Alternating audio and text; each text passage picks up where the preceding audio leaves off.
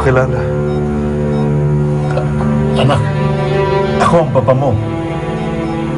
Doc, I don't understand. What's happening to my son?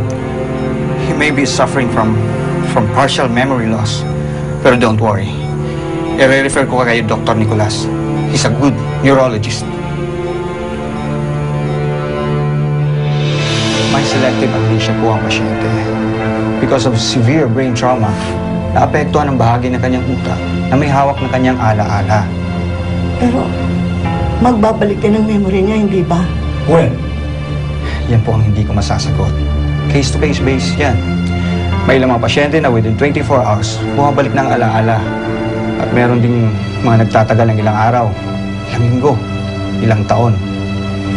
And sad to say, may mga ilang din hindi na nakaka-recover. Let's just hope na hindi mangyari sa kanya. Excuse me. Compadre, huwag na kayo mag-alala. Ang mahalaga, ligtas na si Ramon. It's all your fault. Henry, stop it! Tigilan mo ng kasisisi kay Kenneth! Hindi naman makakatulong niya sa kondisyon ni Ramon!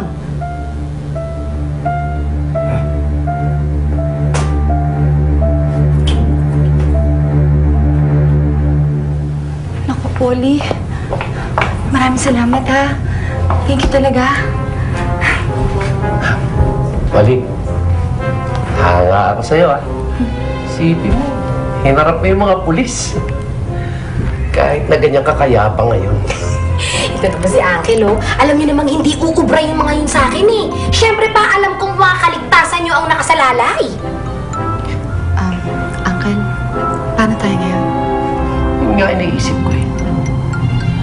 Saan kaya tayo maaaring magtago na hindi nila tayo makahanap? Sa Maynila.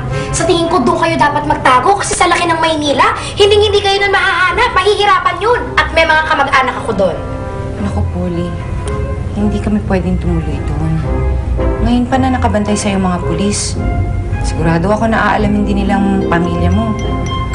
Kung sino man ang tuluyan namin, dapat yung hindi may isip ng mga pulis at ng mga goons na konektado sa amin. Eh, sino naman yun? Hindi ko alam. Alam ko na. Oras na para balikan ko ang aking mga dating kaibigan. Oras na para harapin ko ang dati kong mundo.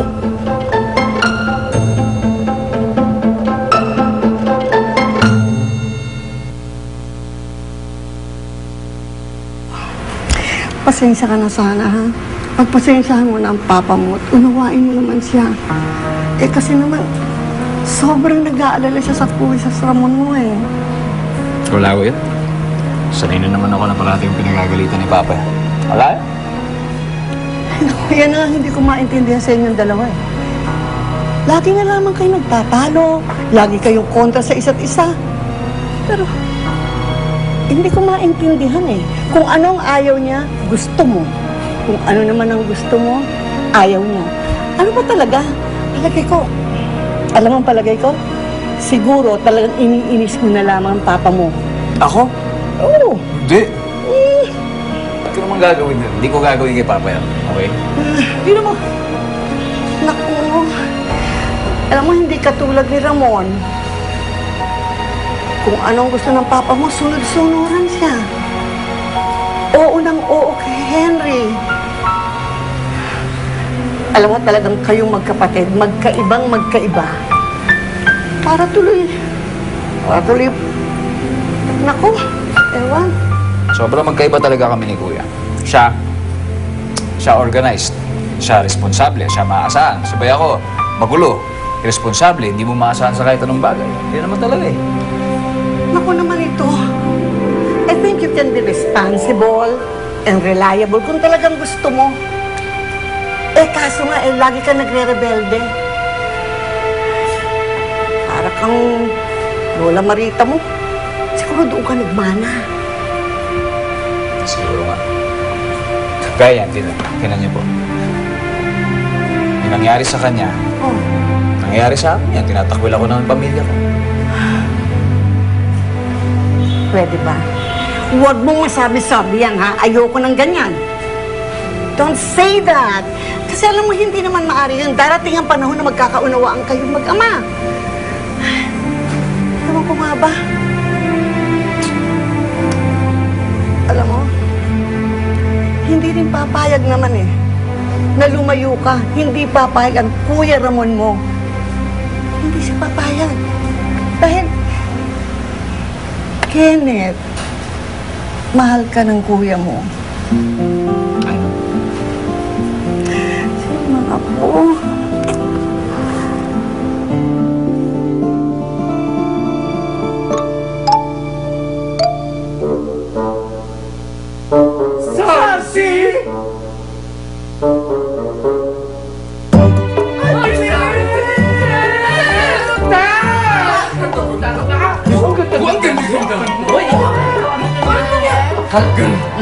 Nagagawa ng sarili niyo, ha? Uncle, ano po nangyayari, Uncle? Hindi niya alam? Tinago mo sa kanya? Uncle, ano po ba yung hindi ko alam? Ano po ba yung itinago sa akin? Ano po bang ibig sabihin nito? Panahon na para sabihin mo sa kanya ang katotohanan. Ano po bang katotohanan? Tonya, ito ang totoo. Truling! Na si Uncle Cesar mo ay isang...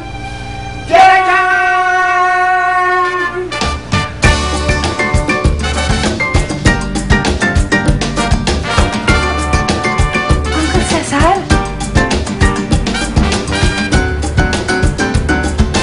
It's me, Auntie Sarcy!